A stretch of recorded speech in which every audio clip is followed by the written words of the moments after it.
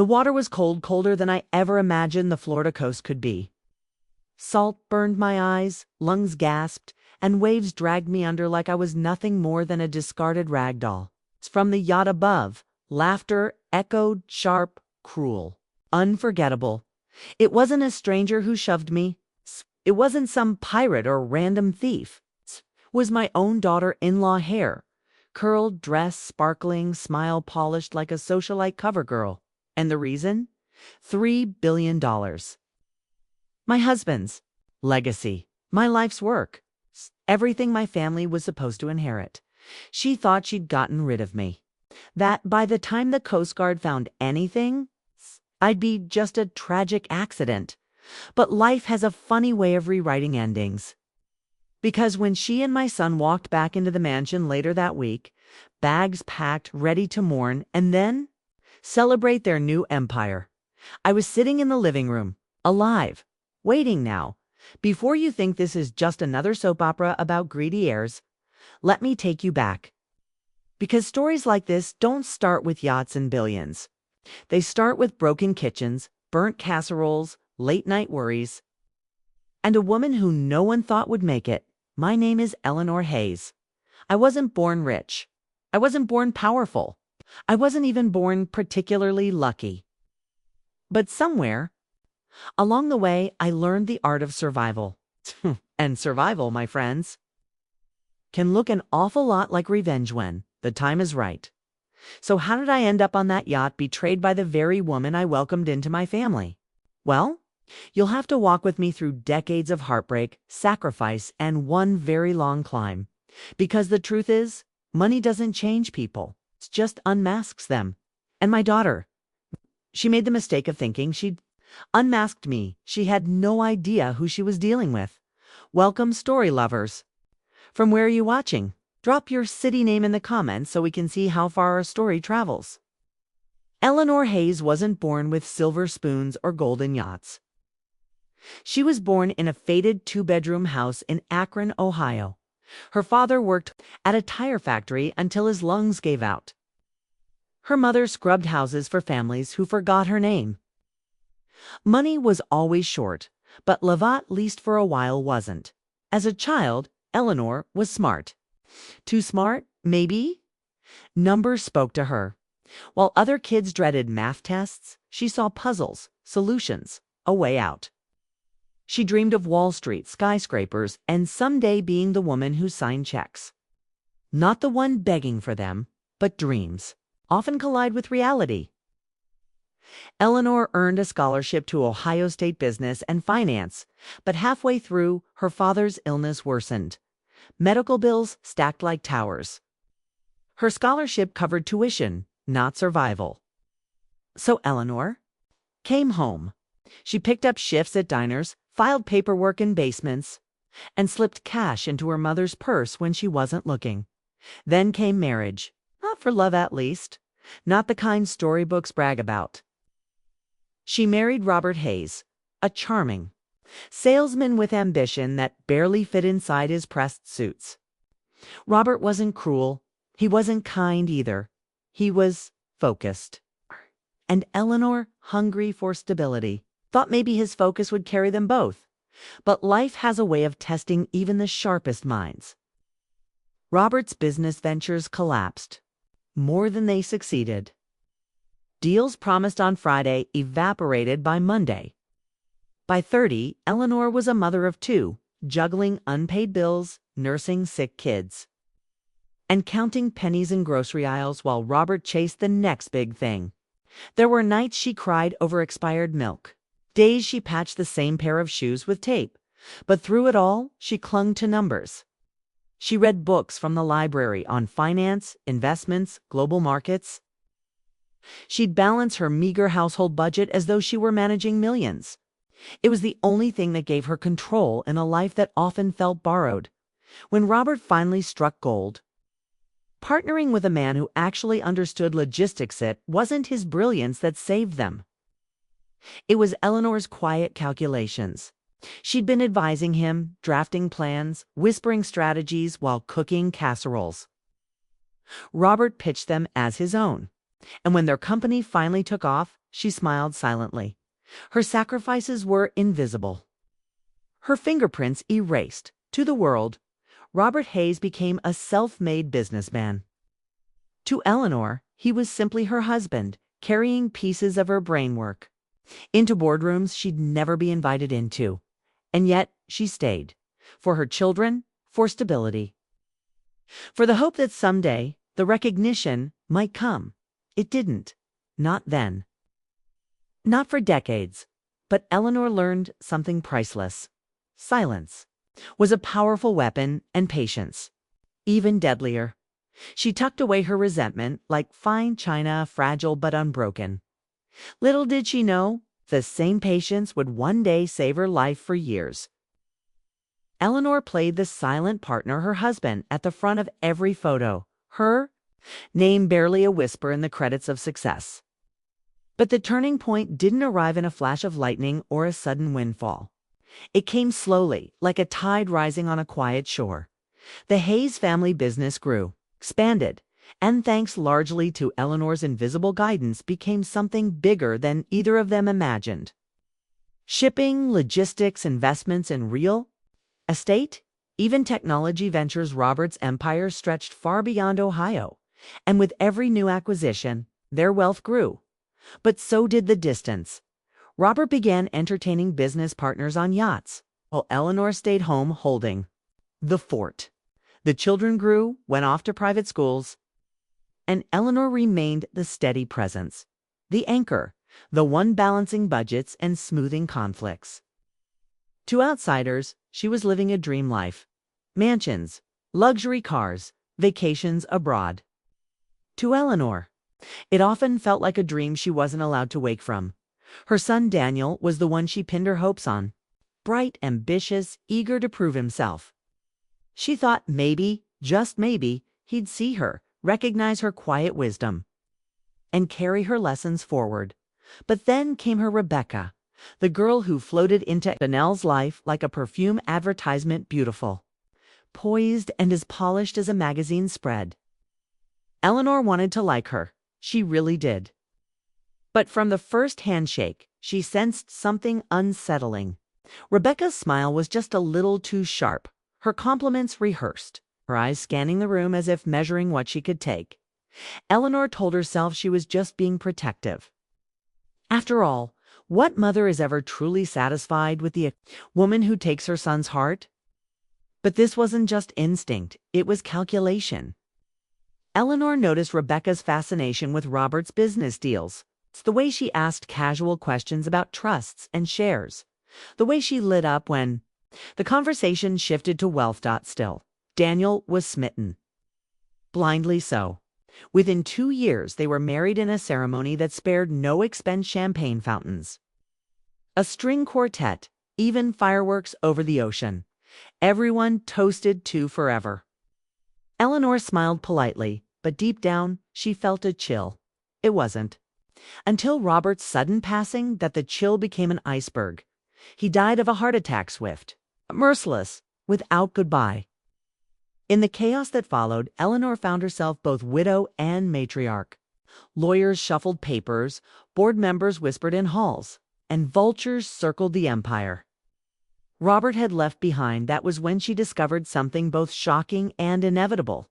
Nearly everything, every asset, every share, every piece of that $3 billion empire had been signed over not just to Daniel, but also to Rebecca. And just like that, Eleanor's name, the name that had held the foundation for decades, was nearly erased from her own life's work. She should have been devastated, broken, finished. But Eleanor didn't cry. She didn't rage. She simply took a deep breath and thought. So, this is the game we're playing. And Eleanor Hayes had never been afraid of games. Asterisk. Eleanor wasn't naive. She had lived long enough to know that power attracts opportunists the way honey attracts flies. But watching Rebecca tighten her grip on the Hayes fortune felt like watching someone repaint your own home while you stood on the porch, helpless, unwelcome, invisible. Rebecca moved quickly. She charmed board members, insisting she was only helping Daniel adjust. She reorganized household staff, dismissing those who'd been with the family for decades. She smiled sweetly at Eleanor, called her mom. And yet every action screamed a different truth. You're no longer needed here, Daniel. Blinded by love and grief, didn't see it. Or maybe he didn't want to. To him, Rebecca's decisiveness looked like strength. Her icy efficiency looked like loyalty. And his mother's quiet warnings? They sounded like bitterness. Eleanor tried to stay silent, but silence had its limits. One night, as she reviewed old financial ledgers, her private habit for decades, something caught her eye. Small inconsistencies in reports, missing decimals, transfers that didn't quite add up. At first, she dismissed it as stress. But the deeper she dug, the clearer it became. Money was vanishing. Not in small sums, but in millions. And the fingerprints. They all led to accounts Rebecca had insisted on streamlining for Daniel. It wasn't just greed, it was audacity. Rebecca wasn't planning to share the Hayes empire with Daniel. She was preparing to take it for herself. Eleanor felt the old fire in her chest. The one that had pushed her through long nights of poverty and sacrifice. She couldn't confront Rebecca head not yet. She needed proof, patience, a strategy, so she played along. She smiled at dinners. She let Rebecca believe she was shrinking, irrelevant, a widow fading into soft obscurity. All the while, Eleanor was taking notes, photocopying files, building a record no one could deny. And then came the invitation. Daniel and Rebecca announced a family retreat on their new Yacht, gleaming vessel purchased with company funds. They insisted Eleanor join, framing it as a chance to bond. To heal after Robert's death, her instincts screamed otherwise. But Eleanor agreed. 'Cause sometimes the best way to catch a wolf is to walk calmly into the woods. The first days on the yacht were pleasant enough. Champagne flowed, music played, and Rebecca floated across the deck in designer dresses. Her smile stretched to wide. But Eleanor noticed the glances Rebecca's whispers to Daniel. The way crew members avoided her eyes, the locked doors below deck. And then, one night under the stars, it happened. Rebecca stood close, her perfume cloying, her hand brushing Eleanor's arm as if in affection. But the words were sharp. "You've had a good life, Mom. Don't you think it's time you let go?" Before Eleanor could respond, Rebecca shoved. The railing disappeared beneath her hands. And suddenly the black ocean swallowed her whole. As the yacht's lights blurred above her, Eleanor realized the full extent of Rebecca's plan. This wasn't about inheritance alone. This was about erasure. Rebecca wasn't content to take the fortune. She wanted Eleanor gone forever. But what Rebecca didn't know was that Eleanor Hayes had spent her entire life surviving storms, and she wasn't about to let this one take. Her the sea was merciless that night. Waves crashed against Eleanor's body, pulling her down, spinning her like a rag in a washing machine. The salt scorched her throat as she struggled to breathe, arms flailing against the current. Above her, the yacht's golden lights grew smaller, fading like a cruel joke. Somewhere on deck, Rebecca was probably toasting with Daniel, her lips curving into a smile as though she had already won. But Eleanor Hayes was not finished. Her entire life had been a training ground for this exact moment. Every sacrifice, every sleepless night, every humiliation, each one had built a kind of grit most people never knew existed.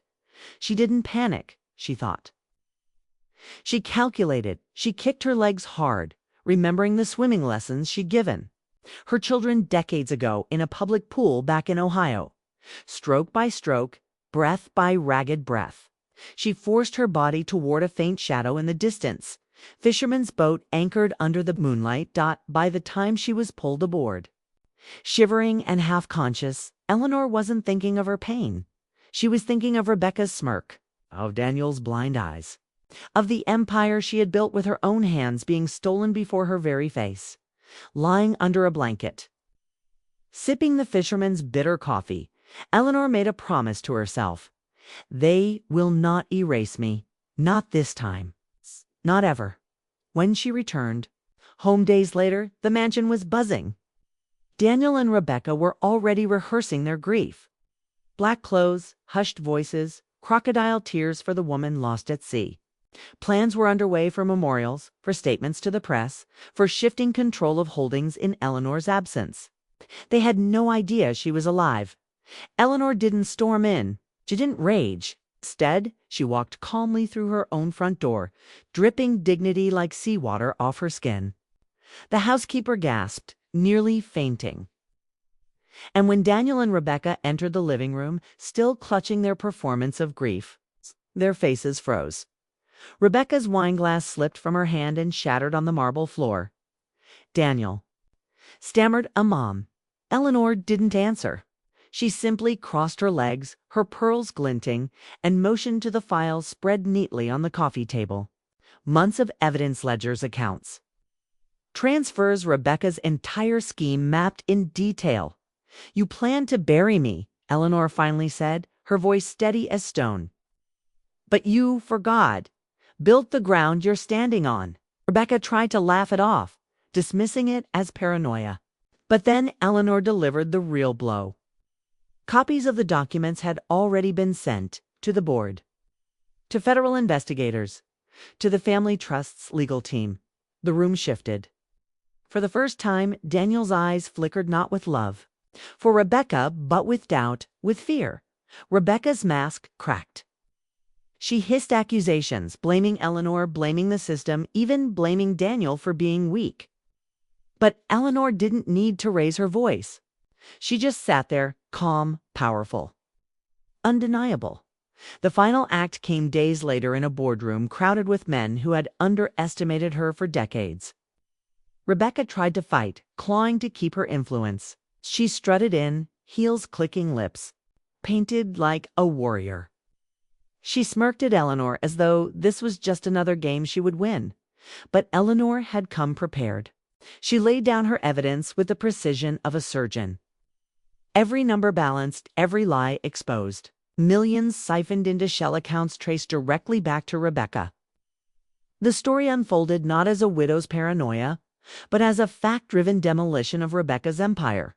The board fell silent. Lawyers scribbled. Phones buzzed. Cameras flashed. Rebecca's voice cracked as she tried to deny it. She pointed fingers, but the room no longer believed her. She looked at Daniel, desperate, pleading. But for the first time, her husband didn't meet her eyes. And in that silence, Eleanor rose from her chair. "You thought I was invisible," she said softly, her words slicing sharper than any shout. "But I was watching, always watching. And now, so is the world." Rebecca's empire collapsed in a single afternoon. The same woman who had shoved Eleanor into the sea now drowned under the weight of her own greed. When the gavel fell and Rebecca was escorted out, Eleanor didn't smile. She didn't celebrate. She simply closed her folder, gathered her things, and walked out with the quiet dignity of a woman who had finally been seen. That was the day the widow, everyone dismissed, became the force no one could ignore. And though Eleanor had spent her life in the shadows, in that boardroom under the bright glare of cameras, lawyers, and stunned faces, she shone brighter than she ever had before. The storm had ended, but the reckoning had only just begun. Asterisk. When the storm finally passed, Eleanor stood at the shoreline of her life with nothing but clarity.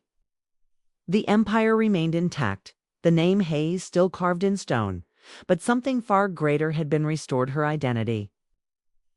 For decades, she had been the invisible architect, the quiet backbone of success. Now the world knew the truth. Rebecca's downfall was swift and merciless. Courtrooms don't forgive fraud, and headlines don't spare villains. The newspapers that once ignored Eleanor's existence splashed her story across their front pages. Matriarch outsmarts daughter-in-law in billion-dollar scandal. Reporters clamored for quotes.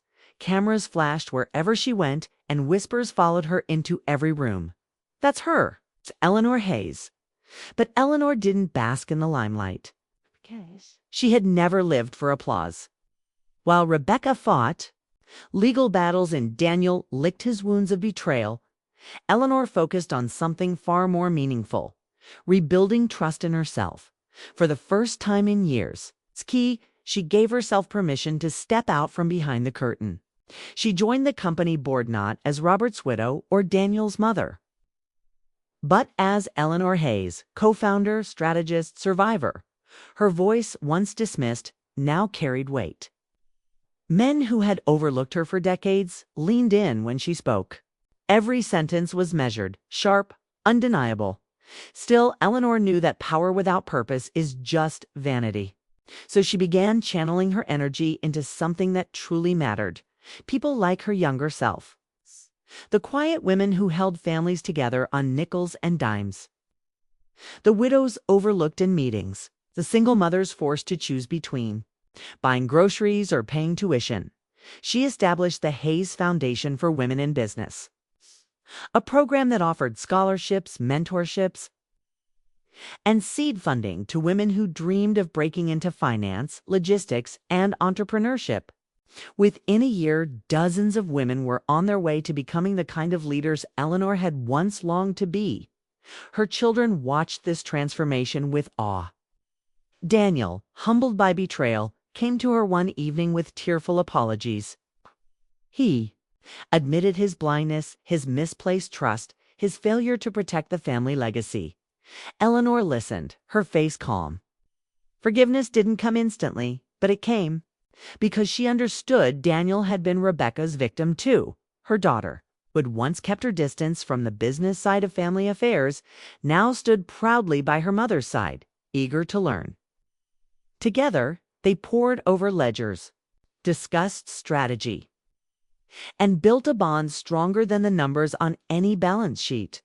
The mansion that had once felt cold and foreign began to feel like home again, not because of the chandeliers or the marble floors, but because Eleanor finally walked through it with her head high. She was no longer just Robert's wife. She was Eleanor Hayes, the woman who had stared down greed, betrayal, and the black waters of the Atlantic, and had risen stronger than ever. Yet redemption wasn't about wealth or titles. It was about peace. For the first time in decades, Eleanor found herself sleeping through the night without the weight of secrets pressing on her chest. She spent mornings in the garden, afternoons mentoring young women, evenings sharing meals with family that truly cherished her. And perhaps the sweetest redemption of all was the look on her grandchildren's faces when they discovered the truth. To them, she wasn't just grandma. She was a legend, a warrior who had stood against the tide and refused to drown. She didn't lecture them about money or power. Instead, she told them stories of Akron, of patched shoes and expired milk. Of nights, she whispered numbers to herself under the dim glow of a kitchen lamp. She wanted them to know that strength wasn't built in yachts or boardrooms. It was forged in the quiet crucible of struggle in her heart. Eleanor knew Rebecca had failed, not because of greed alone, but because she underestimated resilience. She thought survival was about winning a moment. Eleanor knew survival was about winning time, and time had always been on her side. So as the sun set on the Hayes estate, painting the sky in streaks of gold and crimson, Eleanor sat in her favorite chair with a soft smile. She had lost her husband, endured betrayal, nearly drowned in the Sint, dark waters of the sea, but she had gained something far greater herself, and that she realized was worth more than any fortune ever could be. Thanks for watching. Subscribe to our channel for more powerful stories every week.